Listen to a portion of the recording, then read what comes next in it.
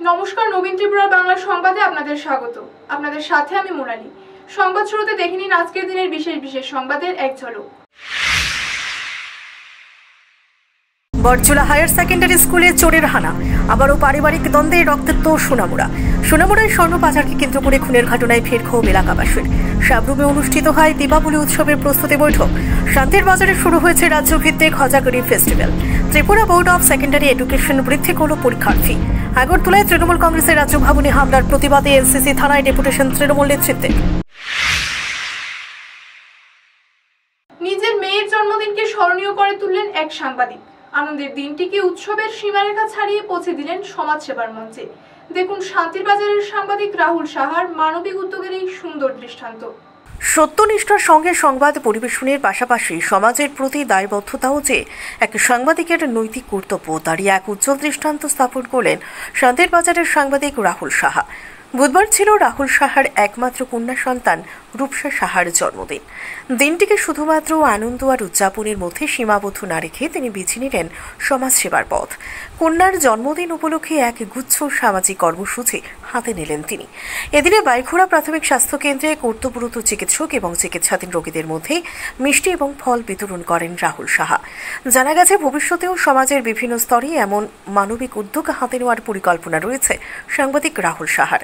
তাঁর এই মানবিক মানসিকতার জন্য স্থানীয় মহলে ইতিমধ্যে ব্যাপক প্রশংসা কুড়িয়েছেন। ব্যুরো রিপোর্ট, নবীন ত্রিপুরা।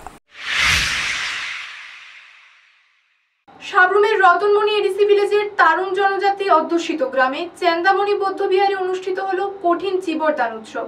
সকাল থেকে প্রার্থনা, পুজো ও অন্নভোগ বিতরণী মুখর ছিল বিহার প্রাঙ্গণ। সাবরুমের রতনমণি এডিসি ভিলেজের তারুং জনজাতি অধ্যুষিত গ্রামে আজ অনুষ্ঠিত হল ঐতিহ্যবাহী কঠিন চিবর দান উৎসব। সকাল থেকেই চেন্দামণি বৌদ্ধবিহার প্রাঙ্গণে শুরু হয় বিশেষ প্রার্থনা এবং পুজোর মাধ্যমে পবিত্র অনুষ্ঠানে উপস্থিত ছিলেন দক্ষিণ জেলার সভাধিপতি দীপক দত্ত, সাবরুমের এসডিপিও নিত্যানন্দ সরকার এবং সমাজসেবক গৌতম ত্রিপুরা। ধর্মপ্রাণ মানুষের উপচে পড়া ভিড়ে বিহার প্রাঙ্গণ মুখরিত হয়ে ওঠে।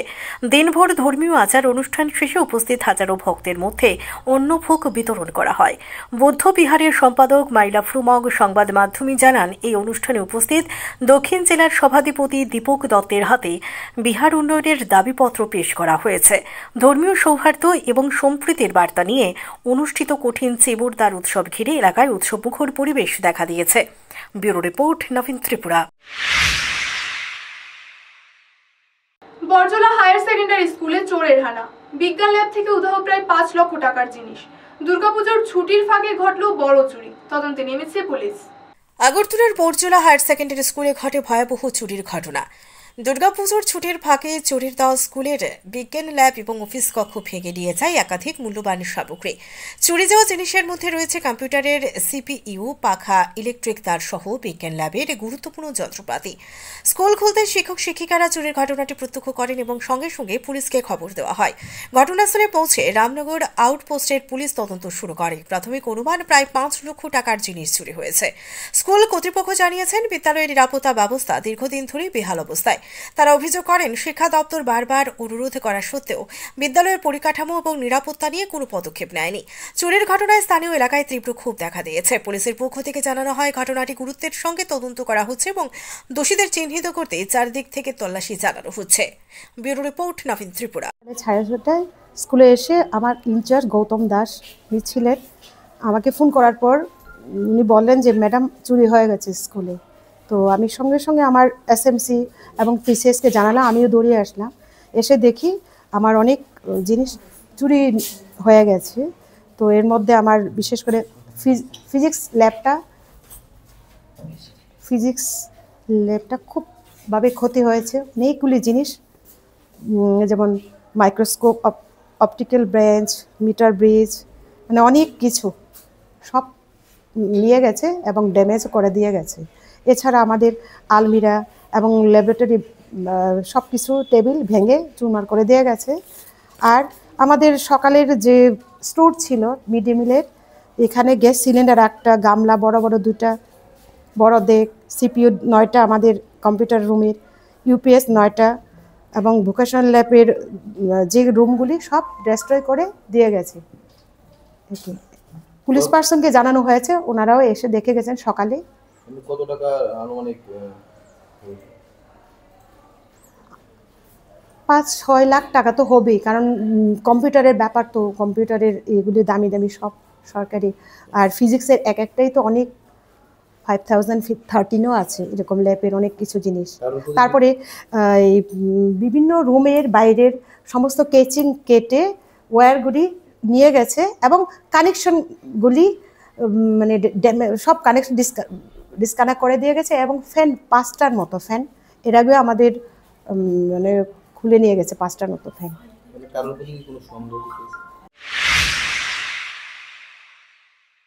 আগরতলায় তৃণমূল কংগ্রেসের রাজ্য ভবনে হামলার প্রতিবাদে এনসিসি থানায় ডেপুটেশন তৃণমূল নেতৃত্বে। হামলাকারীদের দ্রুত গ্রেফতারের দাবি জানালেন কলকাতা থেকে আগত প্রতিনিধি দল। বিকেলে রাজ্য ভবনেও জ্ঞাপন পেশ করে প্রতিনিধি দলের সদস্যরা। তৃণমূল কংগ্রেসের রাজ্য ভবনে হামলার ঘটনায় অভিযুক্তদের দ্রুত গ্রেফতারের দাবিতে বৃহস্পতিবার আগরতলা এনসিসি থানায় পশ্চিম জেলার অতিরিক্ত পুলিশ সুপারের নিকট ডেপুটেশন দিল তৃণমূল নেতৃত্বরা।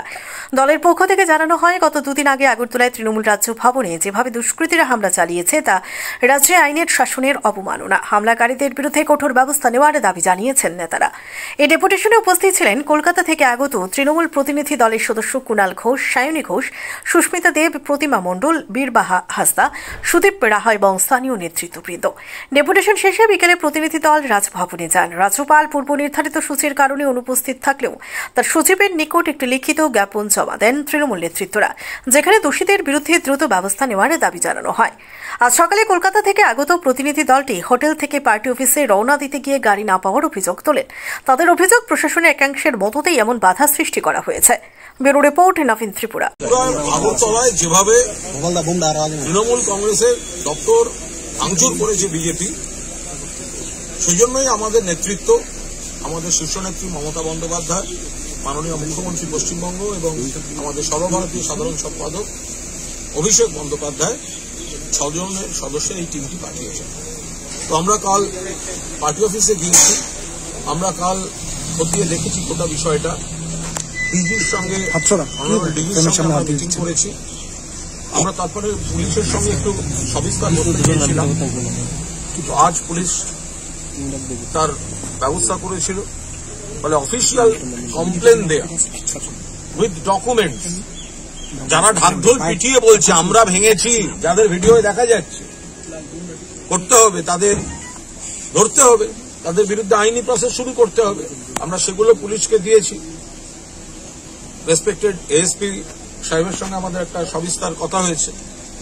এরপর আমরা মাননীয় রাজ্যপালের সঙ্গে দেখা করার জন্য আমরা একটি আবেদন করেছিলাম। রাজ্যপালকে ধন্যবাদ যে তিনি সময়ের একটা আমাদের এদিক ওদিকের জন্য, কারণ তাকে আজকে সকালেই দিল্লি চলে যেতে হয়েছে, কিন্তু তিনি আমাদের যে প্রতিনিধি দল তাকে তাদের আমাদের এই সুযোগ দেয়া ছিল যে আমরা উনি ফেরার পর দেখা করতে পারি, কিন্তু সেটা তো দেরি হয়ে যাবে, সম্ভব নয়। ফলে আমরা তার সচিব শ্রী চাকমার সঙ্গে আমরা দেখা করি, গোটা বিষয়টি বলে তাকে স্মারকলিপি প্রতিনিধি দল দিয়েছে এবং প্রতিনিধি দল খুব স্পষ্টভাবে যে দাবিগুলো করেছে, এক, যে বা যারা পার্টি অফিস ভেঙেছে তাদের বিরুদ্ধে সমস্ত প্রমাণ রয়েছে, তাদের বিরুদ্ধে। সাবরুমে দীপাবলি উৎসবের প্রস্তুতি বৈঠক অনুষ্ঠিত হয়। প্রশাসন, মন্দির কমিটি ও সামাজিক সংগঠনগুলির উপস্থিতিতে দৈত্যেশ্বরী কালী মন্দিরে আয়োজিত উৎসবের সার্বিক ব্যবস্থা নিয়ে আলোচনা করা হয়। আগামী 19 অক্টোবর থেকে শুরু হবে 3 দিন ব্যাপী দীপাবলি উৎসব। আসন্ন দীপাবলি উৎসবকে ঘিরে সাবরুম মহকুমা জনপ্রশাসন এবং সাবরুম নগর পঞ্চায়েতের উদ্যোগে বৃহস্পতিবার সকালে এক প্রস্তুতি সভার আয়োজন করা হয়। নগর পঞ্চায়েতের কনফারেন্স হলে অনুষ্ঠিত এই বৈঠকে উপস্থিত ছিলেন মন্দির কমিটি এবং বিভিন্ন সামাজিক সংস্থার প্রতিনিধিরা। সভায় স্বাগত ভাষণ রাখেন সাবরুমের এসডিএম শিবজ্যোতি দত্ত। তিনি দীপাবলি উৎসব নির্বিঘ্নে এবং সুন্দরভাবে সম্পন্ন করতে প্রশাসনিক ব্যবস্থাপনার বিষয়ে বিস্তারিত আলোচনা করেন। উল্লেখ্য, সাবরুমের ঐতিহ্যবাহী দৈত্যেশ্বরী কালী মন্দির ইতিমধ্যেই ত্রিপুরা সরকারের উৎসব ক্যালেন্ডারে স্থান পেয়েছে। আগামী 19 অক্টোবর থেকে শুরু হবে 3 দিনের দীপাবলি উৎসব, যা চলবে 22 অক্টোবর পর্যন্ত। পুজোর দিন মন্দিরে গঙ্গা আরতি, নগর পরিক্রমা এবং সহস্র প্রদীপ প্রজ্বলন সহ বিভিন্ন আচার অনুষ্ঠান অনুষ্ঠিত অনুষ্ঠিত হবে। এছাড়াও মেলা এবং সাংস্কৃতিক অনুষ্ঠানেরও আয়োজন করা হবে বলে জানা গেছে। এই বৈঠকে উপস্থিত ছিলেন দক্ষিণ জেলার সভাধিপতি দীপক দত্ত, সাজ্জাদ পঞ্চায়েত সমিতির চেয়ারম্যান প্রভাস লোধ, সাবরুমনগর পঞ্চায়েতের চেয়ারম্যান রমা পোদ্দার দে, এসডিপিও নিত্যানন্দ সরকার, ভাইস চেয়ারম্যান দীপক দাস এবং সমাজসেবক তাপস লোধ সহ অন্যান্যরা। ব্যুরো রিপোর্ট, নবীন ত্রিপুরা। নমস্কার। আজকে সাবরুমনগর পঞ্চায়েতের কনফারেন্স হবে। আমাদের সাবরুম এলাকার আমাদের অনেক পুরানো যে মাতা প্রতিষ্ঠিত কালীমন্দির রয়েছে, এখানে প্রত্যেক বছরই আমাদের মায়ের পুজো হয়, অনুষ্ঠিত হয়। তো এবার বিশেষ করে আমাদের রাজ্য সরকারের যে আমাদের ক্যালেন্ডার রয়েছে সেই দপ্তরের, এই ক্যালেন্ডারে নতুন করে এই বছর থেকে আমাদের মায়ের পূজার স্থান হয়েছে, সরকারিভাবে স্বীকৃতি হয়েছে। এই জন্য আজকে এখানে আমাদের চেয়ারপারসন রয়েছে, মহকুমা শাসক রয়েছে, মহকুমা অফিস আধিকারিক রয়েছেন, পঞ্চায়েত সমিতির চেয়ারম্যান এবং নগর পঞ্চায়েতের অন্যান্য যারা রয়েছেন এবং আমাদের সমাজসেবীরা রয়েছেন। এখানে সবাই মিলে আজকে আমরা এই মায়ের পূজার যে প্রস্তুতি উদ্যোগ এটা আমরা এখন সম্পন্ন করেছি। আমরা চাইছি সবাই মিলে সুন্দরভাবে মায়ের পূজা বিগত বছরগুলোতে যেভাবে হতো, যাতে আমরা যেহেতু সব গভর্নমেন্ট স্কিম পেয়েছি, আমরা চাইছি সবাই যাতে আরও সুন্দরভাবে পূজাটা অনুষ্ঠিত হয়। এই লক্ষ্যে আজকে এখানে একটা প্রশাসন হিসেবে আমাদের মহকুমা শাসক রয়েছে, আমরা একটা পূজা করেছি এবং পুজোটাকে আমরা সুন্দরভাবে সম্পন্ন করতে পারি। এই জন্য কত তারিখ থেকে শুরু হবে? সোনামুড়ার স্বর্ণ পাচারকে কেন্দ্র করে খুনের ঘটনায় ফের ক্ষোভ এলাকাবাসীর। সকল অভিযুক্তদের গ্রেফতারের দাবিতে আজ মহকুমা পুলিশ আধিকারিকের সঙ্গে দেখা করে এনসি নগরবাসী। পুলিশের আশ্বাস, খুব শীঘ্রই বাকি আসামিদেরও ধরা হবে। সোনামুড়ায় স্বর্ণ পাচারকে কেন্দ্র করে ঘটে যাওয়া সুলেমান হোসেন হত্যাকাণ্ডের ঘটনায় জড়িত অভিযুক্তকে দ্রুত গ্রেফতারের দাবিতে বৃহস্পতিবার সোনামুড়া মহকুমা পুলিশ আধিকারিক শশীমোহন দেববর্মার সাথে দেখা করেন এনসি নগর এলাকার একদল ক্ষুব্ধ এলাকাবাসী। প্রসঙ্গত, প্রায় 1 মাস আগে স্বর্ণ পাচারকে কেন্দ্র করে 22 বছর বয়সী যুবক সুলেমান হোসেনকে খুন করা হয়। এই ঘটনায় মূল অভিযুক্ত রুকসানা বেগমকে পুলিশ ইতিমধ্যেই গ্রেফতার করেছে। তবে আরও 7 জনের বিরুদ্ধে মামলা দায়ের হলেও এখনও পর্যন্ত তাদের কাউকে গ্রেফতার করা যায়নি।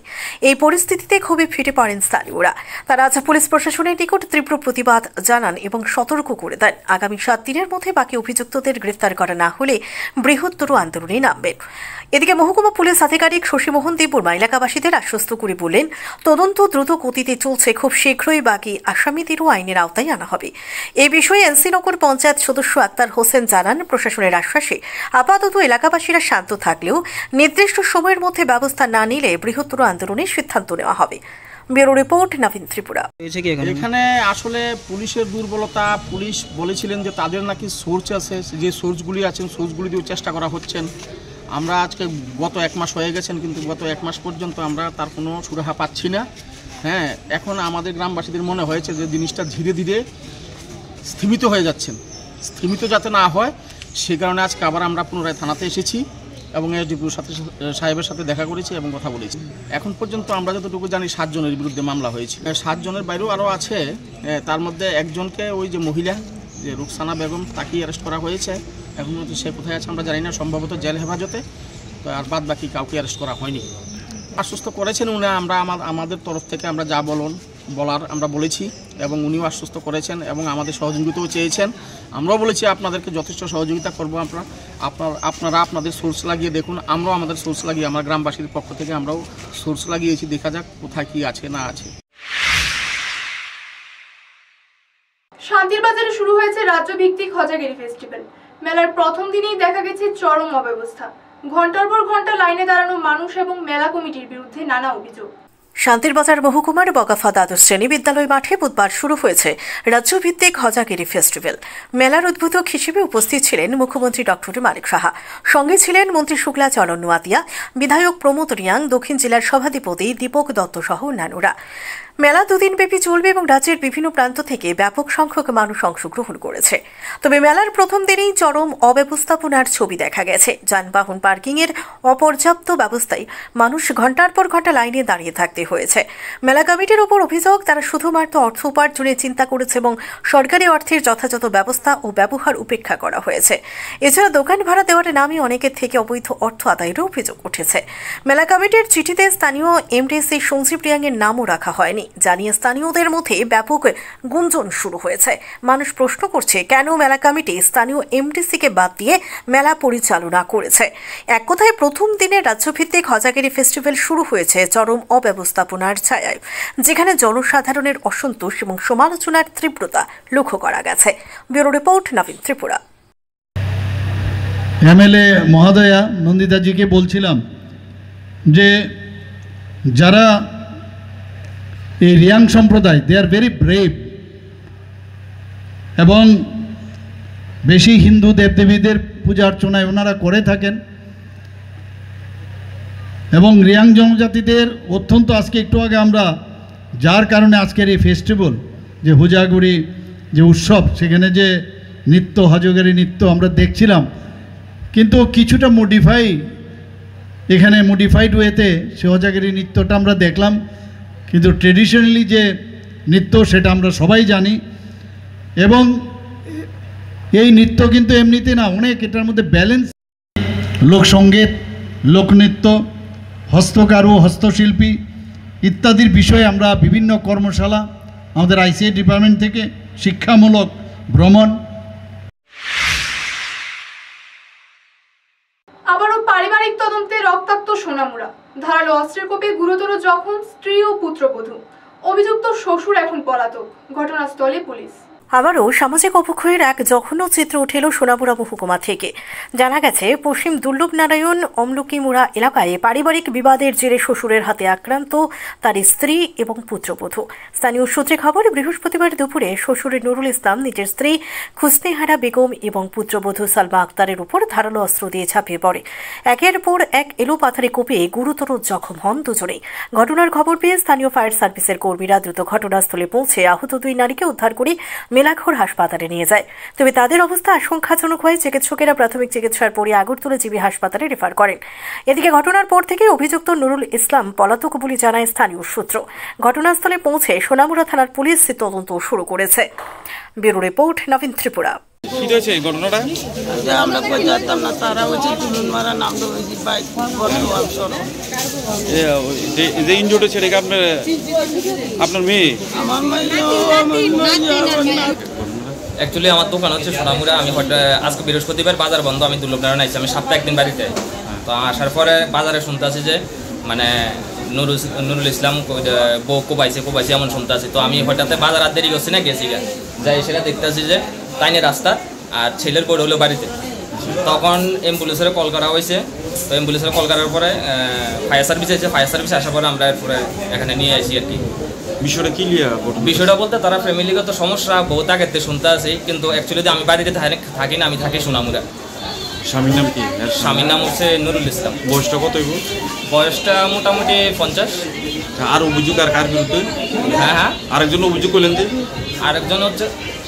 আরেকজন হচ্ছে আপনার সালমা আক্তার, ওইগুলো ছেলের বউ আর কি, ছেলের বউ লোক পাইছে। আচ্ছা, এটা দুর্লভনারায়ণ কত নম্বর ওয়ার্ড জানেন? পশ্চিম দুর্লভনারায়ণ 3 নম্বর ওয়ার্ড। এখন কি রেফার করছে? এখন জীবিত মনে রেফার। টোটাল কি হেরে?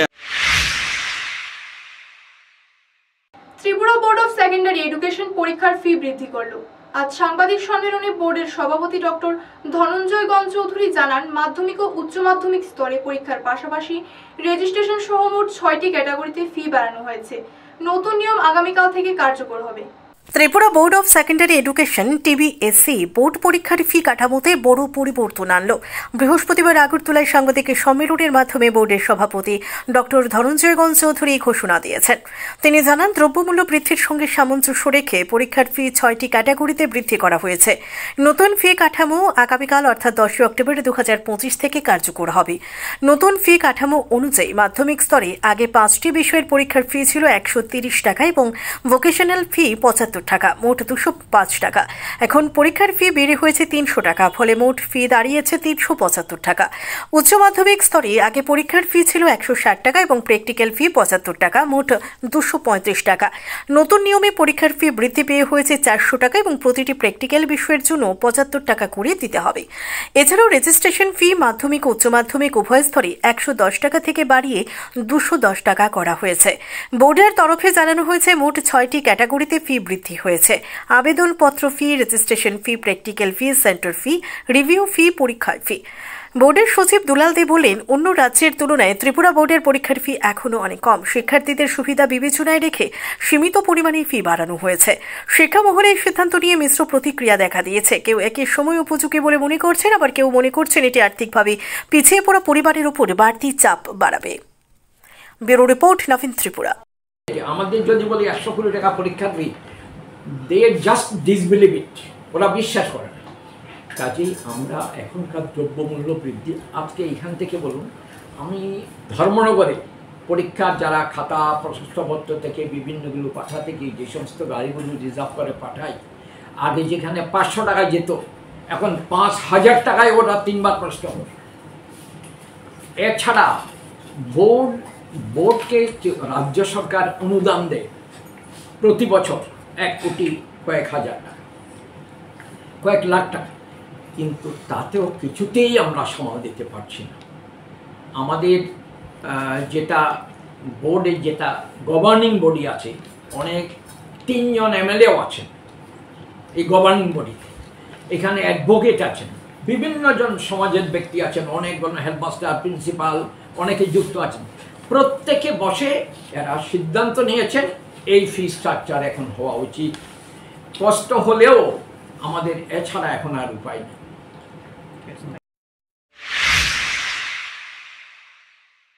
এখনকার মতো বাংলা সংবাদ এই পর্যন্ত। পরবর্তী সংবাদ দেখার আমন্ত্রণ জানিয়ে বিদায় নিচ্ছি। মনে রাখবেন, আমরা সজাগ 24 ঘন্টা আপনাদের পাশে।